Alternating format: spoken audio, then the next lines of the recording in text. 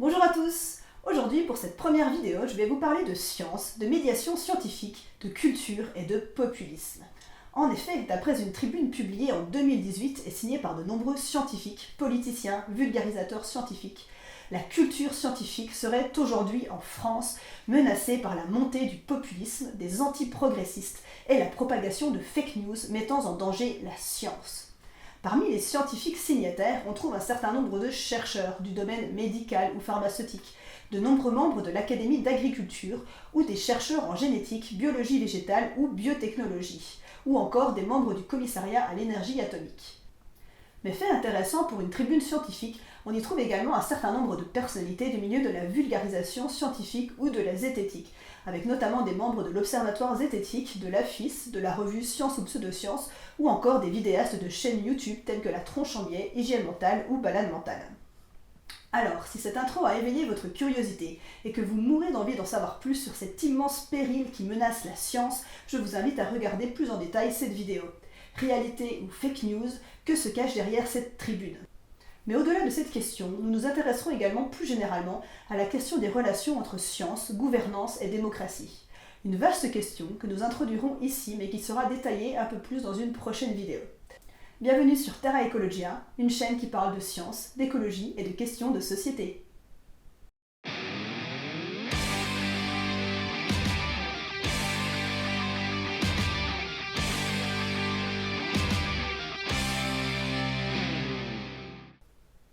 Bonjour à tous. Aujourd'hui, pour cette première vidéo, je voudrais vous parler d'un sujet que j'avais prévu d'aborder depuis longtemps.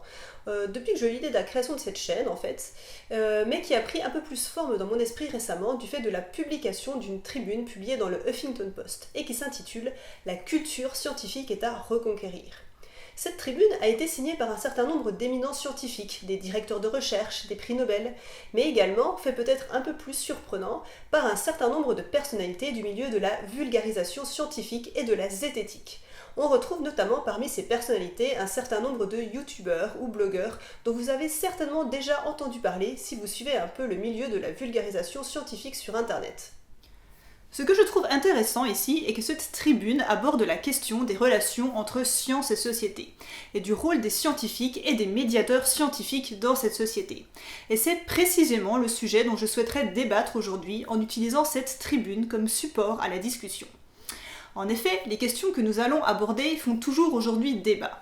Et cette tribune elle-même a suscité une certaine polémique, et ce dès avant même sa publication, car plusieurs journaux, Le Monde, Libération et Le Figaro ont refusé de la publier. Et le journal Le Monde a par la suite écrit une réponse à cette tribune. Donc je vous propose sans plus attendre de nous plonger nous-mêmes dans ce débat que je trouve très pertinent dans le contexte social et politique actuel. Mais plonger dans ce débat sous-entend que je vais vous livrer ma propre analyse sur le sujet, que je ne prétends ni être exhaustive ni universelle. Nous aborderons ici des points nécessairement polémiques, mais je ne prétends pas ici faire de procès d'intention d'aucune sorte. Pour moi, en effet, cette tribune a différents niveaux de lecture, ce qui la rend intéressante, mais sous-entend également qu'on puisse être en désaccord sur certaines interprétations. Je ne vous livre donc ici que ma propre interprétation, qui ne sera sans doute pas partagée par tous, ni même par l'ensemble des auteurs de cette tribune probablement. Mais rentrons à présent dans le vif du sujet. L'article commence fort, avec le constat que l'on assisterait depuis quelques années à une remise en cause croissante de la science par la société. Or, si les auteurs estiment tout à fait normal et légitime d'adopter une certaine incertitude dans les premières étapes de tout développement scientifique, la défiance du public qu'ils dénoncent ici est présentée comme une inquiétante remise en cause de la science elle-même et des scientifiques. Ces détracteurs de la science sont ainsi qualifiés tour à tour de minorités bruyantes, parfois violentes, d'antiprogressistes, s'attaquant à la culture scientifique et par là même à l'essence même de la civilisation. Des mots très forts donc qui semblent qualifier une grande menace envers la science. Mais de quoi parle-t-on exactement ici au juste? Les auteurs citent ainsi comme exemple l'incendie du centre scientifique de la casemate. La casemate à Grenoble était un lieu d'échange autour du numérique, offrant divers services et formations. Il a été incendié en novembre 2017 par des activistes se présentant comme anti-numériques et voulant par ce geste alerter la société des dangers du numérique. Cet événement marquant est bien évidemment regrettable, mais il convient de se demander s'il s'agit bien là d'un mouvement nouveau et massif ou si ce genre de cas, bien évidemment à déplorer, relève seulement d'incidents isolés. En effet, la crainte du progrès scientifique est loin d'être nouvelle. À des périodes comme le Moyen Âge, où la foi chrétienne était forte, la méfiance envers la science était sans doute encore plus présente qu'aujourd'hui. De Galilée à Darwin, on sait très bien que les avancées scientifiques n'ont pas toujours été très bien accueillies. Mais au-delà de la science elle-même, ce sont souvent ses applications, en termes de progrès techniques, qui sont critiquées. Dans des périodes plus récentes, on peut citer la révolte des Ludites en Angleterre, de 1811 à 1812. Face à la révolution industrielle qui bouleverse alors l'Angleterre, éclate un conflit industriel violent, où des artisans se sont révoltés contre la mécanisation, ont pénétré dans les manufactures pour y détruire des machines. Mais cette perte de confiance envers la science semble concerner des périodes encore plus récentes. On serait face à un phénomène nouveau que l'on pourrait rattacher au développement du numérique et des réseaux sociaux. Mais qu'en est-il réellement? Au-delà des perceptions, tentons de nous référer à des données chiffrées. Au niveau européen et national, il existe des enquêtes qui sont régulièrement conduites, notamment autour de la question de la perception des sciences et de l'expertise par les citoyens. Il est alors possible de suivre des évolutions dans le temps et de faire des comparaisons entre différents pays. J'ai donc déniché 2 rapports qui ont analysé ces tendances. Le premier portant sur une série de données de 2005 à 2008 au niveau européen et le second sur la période 2002-2017 au niveau français. Je vous mets les liens de ces 2 rapports dans les références de la vidéo. Il en ressort que contrairement aux affirmations de la Tribune, une majorité des Français disent faire confiance à la science et à l'expertise scientifique. Et cette tendance est plutôt stable dans le temps. S'il ne semble donc pas y avoir de véritable crise de confiance envers la science, on note cependant certaines craintes assez récurrentes, comme celle du savant apprenti sorcier. Les citoyens estiment en effet que la science peut également avoir des impacts négatifs, parfois imprévisibles. Et si la majorité des Français font globalement confiance à l'expertise scientifique, ils estiment que les 2 principales qualités qu'un expert devrait avoir sont sa compétence et son indépendance. Cette nécessité d'indépendance est d'ailleurs un point qui gagne de plus en plus d'importance dans les tendances. Cette évolution semble donc indiquer qu'une des craintes majeures vis-à-vis de l'expertise concerne les liens potentiels entre les scientifiques et les intérêts économiques. Et cette inquiétude est plus présente chez les plus diplômés. Ce point semble donc contredire l'idée globale de la Tribune, à savoir que cette méfiance résulterait d'un manque de connaissances. L'étude souligne également que cette hausse de la suspicion est corrélée à la médiatisation d'un certain nombre de cas de dysfonctionnement qui engendrent parfois des scandales, comme l'affaire du sang contaminé par le VIH ou celle du Mediator.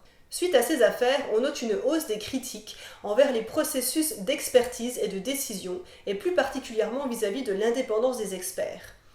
L'honnêteté intellectuelle est par ailleurs la 3e qualité requise le plus souvent mentionnée par les sondés. Face à ces constats, les conclusions de l'étude à l'échelle nationale sont les suivantes. Je vous lis.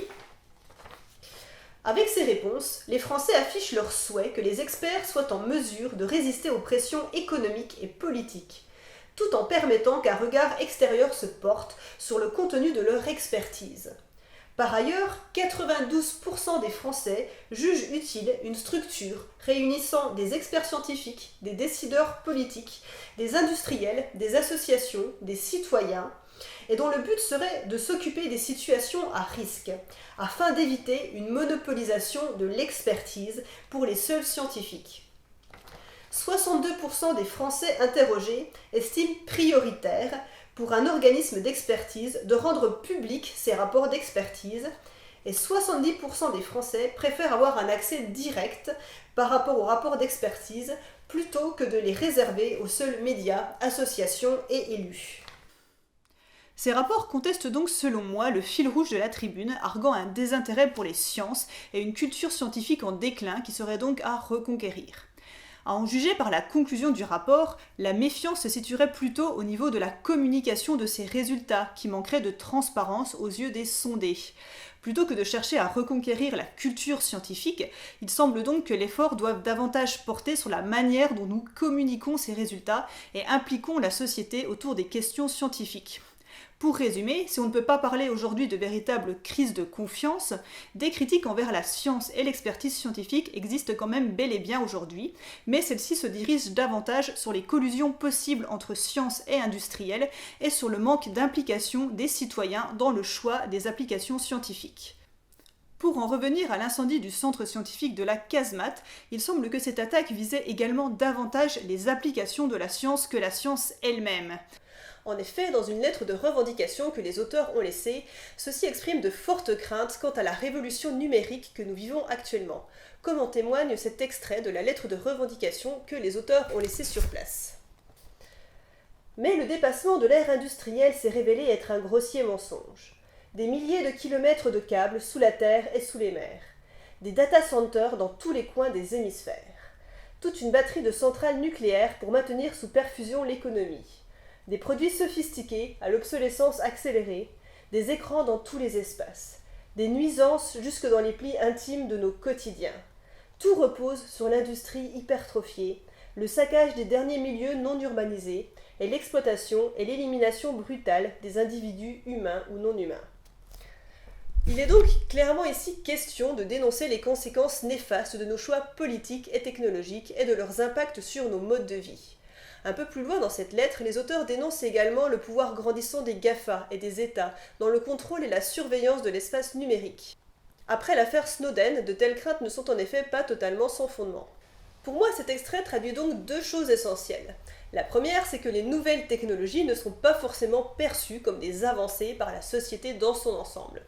Certes, comme le soulignent justement les auteurs de la tribune, le gain de temps quotidien, la révolution agricole ou encore l'allongement moyen de l'espérance de vie sont directement issus des acquis scientifiques et technologiques. Mais on pourrait arguer qu'il en est de même pour la bombe atomique par exemple. Et les externalités négatives directement issues de ces avancées scientifiques et technologiques sont également bien présentes. Les énergies fossiles ont par exemple révolutionné les transports et l'industrie, mais sont responsables en grande partie des émissions de CO2 à la base de l'effet de serre et des changements climatiques. La révolution agricole a stoppé les famines, mais est responsable en grande partie du déclin de la biodiversité dans les milieux agricoles, et génère d'autre part une forte pollution et de la maltraitance animale. Donc pointer les bénéfices sans en souligner les inconvénients est une approche orientée, relevant donc elle-même de l'idéologie. Deuxièmement, cela souligne que si la science elle-même est apolitique, ses applications relèvent en revanche de choix politiques et économiques évidents. Or, l'interprétation qui en est faite par les auteurs de cette tribune est tout autre. Je vous cite. S'attaquant à l'expertise, la contestation se déplace dorénavant sur le terrain des symboles de la culture scientifique.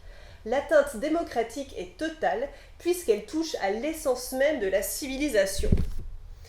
S'il est vrai que le choix de s'attaquer à un centre scientifique relève du symbole fort, et que ce choix n'est par ailleurs pas forcément très bien justifié, car la responsabilité reviendrait en réalité plutôt aux États ou aux grands groupes industriels qui choisissent et appliquent ces politiques, ou même à nous, simples citoyens qui prenons part à ces décisions via le vote ou via nos choix de consommation.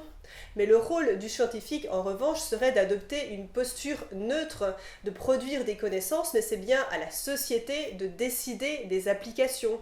Le rôle du scientifique est de nous informer des risques et des bénéfices potentiels de chaque technologie, mais en aucun cas de porter un jugement de valeur morale ou un choix politique. Dans ce contexte, je cite, « L'atteinte démocratique est totale puisqu'elle touche à l'essence même de la civilisation » est assez surprenante, puisque les auteurs de ces mêmes actes en viennent à ces actions extrêmes car ils s'estiment eux-mêmes privés de leur pouvoir de décision dans ces processus. Face à ce qu'ils nomment le totalitarisme technologique mené par les États et les GAFA, ils se positionnent en anarchistes tentant de libérer l'homme de sa soumission envers ce système. Entendons-nous bien. Je ne cherche pas ici à défendre les auteurs de ces mêmes actes, mais je cherche seulement à les comprendre. Car selon moi, face à un problème, il est toujours bon de tenter d'en identifier les causes. Je souhaite seulement pointer ici un paradoxe. Les auteurs parlent d'atteinte démocratique, ce qui me semble un peu paradoxal car ils ne proposent pas un retour à davantage de démocratie dans les processus de décision relatifs au choix des orientations scientifiques et de leurs applications. Au contraire, les auteurs tentent, semble-t-il, d'imposer en force leur point de vue. Leur solution n'est pas d'impliquer davantage les citoyens dans ce processus, mais de mettre davantage de moyens pour informer et convaincre que ces choix sont les bons et que toute alternative vous placerait forcément dans la catégorie des anti-progressistes. Les auteurs de la Tribune enchaînent ensuite sur un point qui me semble encore davantage problématique et discutable. Ils critiquent fortement ce qu'ils nomment le populisme précautionniste omniprésent. Pour les auteurs, ce climat de méfiance envers la science et les scientifiques est ainsi présenté comme un frein à l'innovation. Les auteurs se réfèrent ici directement à deux autres tribunes.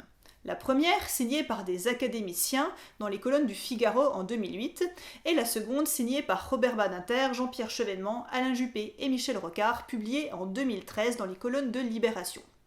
Cette seconde tribune dénonçait l'impossibilité de tenir un débat public sur des sujets tels que le stockage des déchets radioactifs, les OGM, les nanotechnologies, les ondes électromagnétiques, le nucléaire ou encore les gaz de schiste, que le recrutement des étudiants dans les disciplines concernées se faisait de plus en plus rare et que les organismes de recherche étaient ainsi conduits à donner une plus forte priorité aux études portant sur les risques même ténus de telle ou telle technique, mettant ainsi à mal leur potentiel de compréhension et d'innovation.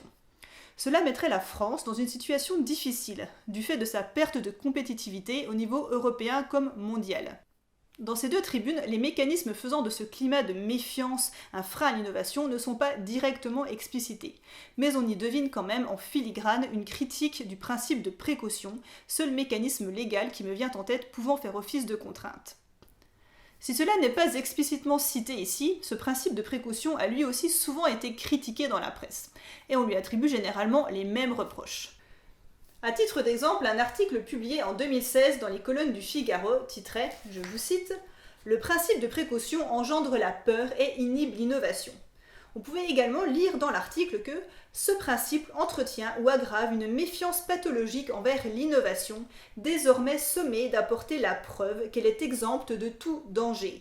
Ou encore, en inscrivant ce principe dans la Constitution, le législateur n'a fait que de nourrir de nouvelles angoisses qui s'inscrivent dans un mouvement de défiance à l'encontre des sciences et des technologies. Cette critique du principe de précaution a même permis l'émergence d'un nouveau concept, celui de principe d'innovation. Ce terme principe d'innovation a été créé par des industriels, notamment issus de la pétrochimie et du tabac, regroupés dans un think tank bruxellois, dans le but de neutraliser le principe de précaution. Suite à des actions de lobbying, ce concept vient même récemment de faire son entrée dans la législation européenne et trouve de plus en plus d'écho, notamment dans la presse. S'il semble cependant légitime de se poser des questions sur les applications et les limites du principe de précaution, tentons néanmoins de nous baser sur des faits, et non des perceptions ou des a priori. Or, on trouve un certain nombre d'études portant sur le coût du principe de précaution, en termes d'innovation et de risque notamment. Pour cela, je vous renvoie notamment à un rapport produit par l'Agence européenne de l'environnement intitulé « Late Lesson for Early Warnings ». Un résumé de ce rapport est également disponible en français, et je vous mets le lien dans la description, sous le titre « Signaux précoces et leçons tardives, le principe de précaution 1896-2000 ». Le rapport se base sur des études de cas. Les auteurs de ce rapport sont tous des experts en matière de risque dans leur domaine, allant de l'environnement, du travail à la consommation. Et ces experts ont été invités à identifier la date d'apparition de ces signaux précoces et à analyser la manière dont ces informations avaient été traitées ou ignorées dans le but de réduire les risques, mais également à décrire les coûts et les avantages, ainsi que les leçons pour l'avenir qui en ont résulté. Ce rapport suggère qu'ignorer le principe de précaution peut avoir des répercussions bien plus graves pour la société, car on repousse d'autant la mise en place d'actions préventives. Or, les conséquences graves ou irréversibles faisant suite à la mise en place d'une technologie peuvent mettre des années à apparaître. Mais ce rapport suggère aussi que, contrairement à ce que soutiennent les auteurs de la Tribune, le principe de précaution, en maintenant ouvert le débat et la recherche autour de ces technologies, stimule au contraire l'innovation. Finalement, le rapport conclut que les cas où les mesures prises dans le cadre d'actions préventives se sont révélées inutiles sont minoritaires. Dans tous les cas, le coût de la prévention semble donc très inférieur au coût de la réaction tardive. Mais au-delà du débat autour des questions juridiques et économiques, ces considérations amènent à s'interroger sur le rôle du chercheur. L'exemple du riz doré évoqué par la suite dans la Tribune amène clairement ce questionnement. Je vous cite l'extrait. En témoigne le besoin qu'ont éprouvé en 2016 une centaine de prix Nobel de publier une lettre ouverte demandant au gouvernement du monde entier de désavouer les campagnes d'opposition contre le riz doré. Jugée sûre par les instances scientifiques et réglementaires compétentes, la production de cet organisme génétiquement modifié, enrichi en vitamine A, détient le potentiel de réduire une grande partie des pathologies causées par ce type de carence. Nous rentrons donc pleinement ici dans un questionnement autour du rôle du chercheur et de sa place dans la société. Ici, des scientifiques, dont la plupart ne sont même pas du tout spécialistes du sujet, sortent de la neutralité pour demander aux États de se positionner officiellement en faveur de cette technologie et de désavouer toute opposition. Cette posture n'est donc ni neutre ni démocratique. Le problème ici n'est pas de rentrer dans un débat des risques ou bénéfices potentiels de cette technologie. Admettons qu'effectivement, elle présente un avantage, qu'elle soit jugée sûre par les instances scientifiques. On peut se poser la question de « est-ce une raison pour l'imposer ?» Est-ce aux scientifiques ou aux industriels des pays riches d'imposer une technologie aux agriculteurs des pays en développement ? Car au-delà de l'aspect technique, les OGM posent un certain nombre de questions, notamment la dépendance qu'elles engendrent vis-à-vis des agriculteurs des pays en développement par rapport aux multinationales qui produisent ces semences. Il y a, bien au-delà des considérations scientifiques et techniques, de véritables enjeux économiques et de gouvernance. Elle pose également des questions éthiques autour de la modification et de la brevetabilité du vivant.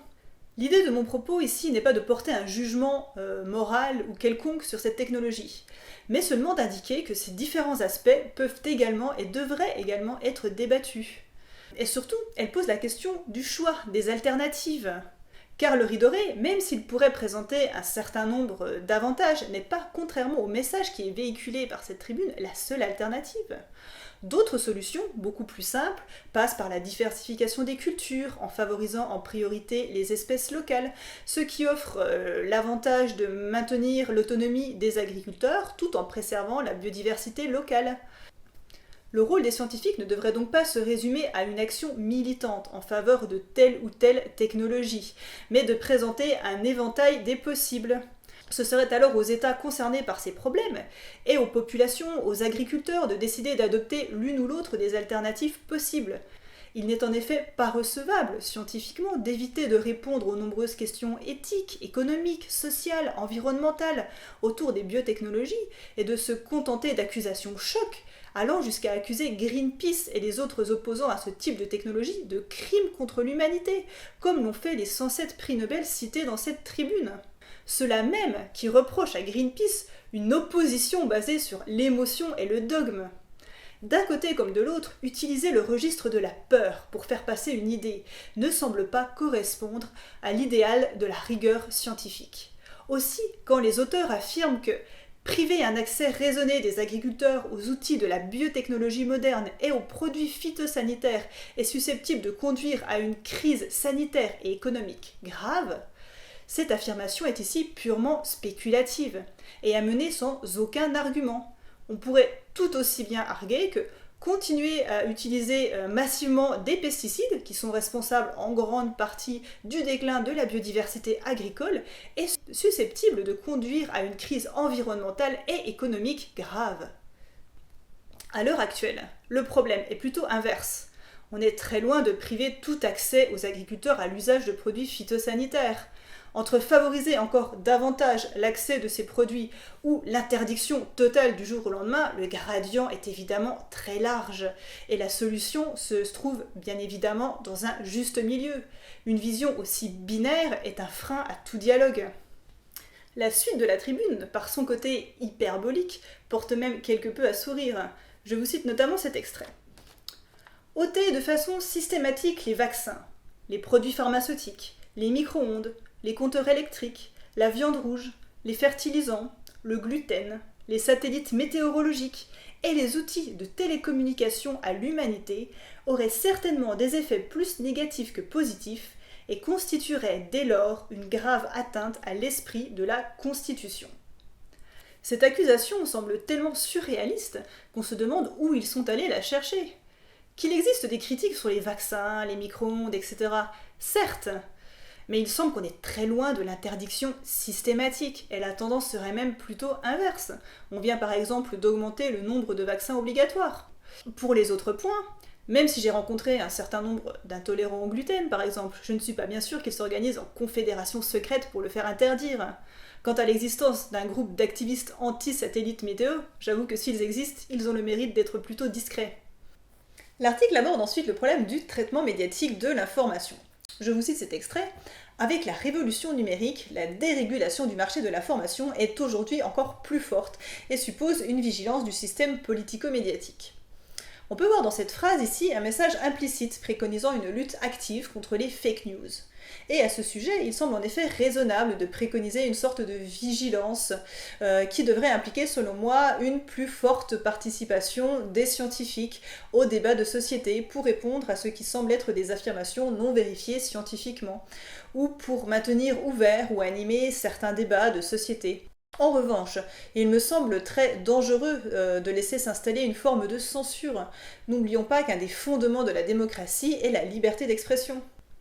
S'ensuit une évocation de la résolution sur les sciences et le progrès dans la République, votée à l'Assemblée nationale et dont les auteurs de la tribune regrettent que cette nouvelle n'ait pas suscité plus d'engouement de la part des médias, et ce malgré un vote à l'unanimité.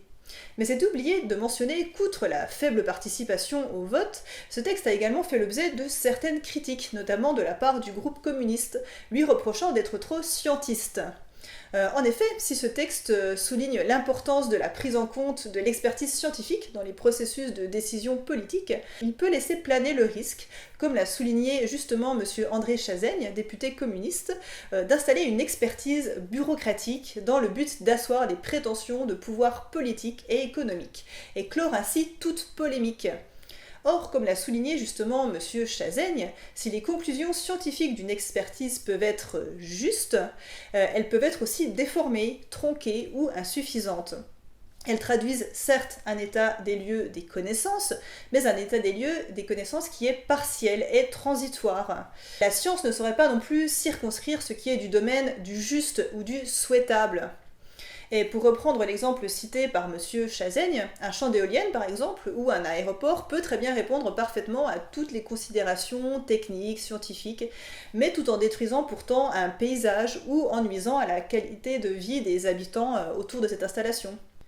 Or, si la science peut répondre aux questions techniques, son rôle devrait se cantonner davantage à présenter un éventail des possibles, à présenter les risques et les avantages de telle ou telle technologie, mais le choix de leur éventuelle application devrait revenir à la société et ne devrait se faire sans un véritable débat démocratique. Les auteurs de la tribune concluent par la nécessaire reconquête de la culture scientifique, afin de susciter, je cite, le désir de culture, et préconisent de mettre l'accent sur la communication et la vulgarisation scientifique, la création d'une structure de médiation qui assisterait les médias, et de développer des outils de médiation numérique pour s'adapter à la nouvelle économie de l'information à l'ère des réseaux sociaux. Ce dernier paragraphe est à lui seul très lourd de sens. Il sous-entend premièrement que nous manquons aujourd'hui, en France, de désir de culture. Outre le caractère quelque peu condescendant d'une telle affirmation, c'est un constat que je suis loin de partager. Il n'y a qu'à voir l'engouement des citoyens pour les sciences participatives, la multiplication des chaînes de vulgarisation scientifique sur Internet ou d'émissions scientifiques à la télévision. Non, la curiosité scientifique n'est pas moindre qu'avant, bien au contraire. Le risque serait au contraire de se perdre dans l'abondance et de savoir sélectionner son contenu. En cela, je partage, je pense, l'idée des auteurs de la tribune, que les scientifiques doivent jouer un rôle de synthèse, d'analyse et de transmission aussi objectif que possible de l'information. Mais je m'oppose strictement au rôle de censeur. Je pense sincèrement que les nouveaux outils numériques visant au contrôle des fake news liés à des actions de censure qui ne disent pas leur nom constituent de graves atteintes à la liberté d'expression et à la démocratie. Ces mesures existent d'ailleurs déjà, déréférencement de sites internet, démonétisation de vos vidéos sur YouTube, ou encore un commentaire avec un petit bandeau sous chacune de vos publications Facebook vous indiquant les bonnes références à avoir et la bonne pensée. On peut citer également la multiplication de plateformes de fact-checking ou de check news gérées par tous les grands médias, comme s'il était possible de détenir une vérité de manière unique et objective, et ce en dehors de toute opinion politique, et notamment de l'opinion politique clairement affichée de ces mêmes médias. Entendons-nous bien, je ne critique pas du tout la pratique du fact-checking en soi, et c'est très bien que des personnes qualifiées prennent le temps de vérifier certaines informations qui peuvent être fausses ou déformées. Dans certains cas, il est en effet aisé de vérifier de manière objective certains faits précis. Le problème survient quand ces mêmes journaux ou plateformes cherchent à répondre à des questions plus complexes, dont la réponse n'est pas aussi binaire, ou des questions d'ordre politique, idéologique ou moral. Dans ces cas, il n'existe pas de réponse unique, définitive, ou même objective. Le risque de dérive est donc fort vers la censure, voire le totalitarisme, par opposition à la démocratie. D'autant qu'il reste la question de qui sera chargé de détenir cette vérité. Car tout journaliste ou tout scientifique qu'on soit, on reste des êtres humains, avec nos faiblesses, nos préjugés, et notre point de vue bien évidemment toujours subjectif. Et pour finir, je ne partage pas non plus le caractère unilatéral de leurs conclusions. Certes, les chercheurs devraient sortir davantage de leur tour d'ivoire pour communiquer leurs résultats, mais à mon sens également pour écouter. Cette conception de la science top-down est selon moi à revoir. Pour moi, le but premier de la science et du scientifique ne devrait pas être d'accéder à la connaissance, mais de servir la société. Donc un message que je souhaiterais adresser, et plus spécifiquement ici aux scientifiques, plutôt que de vulgariser, co-construisons, plutôt que de convaincre, débattons. Et nous verrons que ce n'est pas la science elle-même qui est critiquée, mais plutôt, et je paraphrase encore une fois M. Chaziagne, ce sont plutôt ses utilisations techniques, litigieuses, fruits de décisions politiques, industrielles et économiques. Alors, tous ensemble, si nous changions de paradigme pour refaire de la science un nouvel enjeu démocratique. Mais cette question, nous l'aborderons plus en détail dans une prochaine vidéo. Merci à tous et à bientôt j'espère sur Terra Ecologia.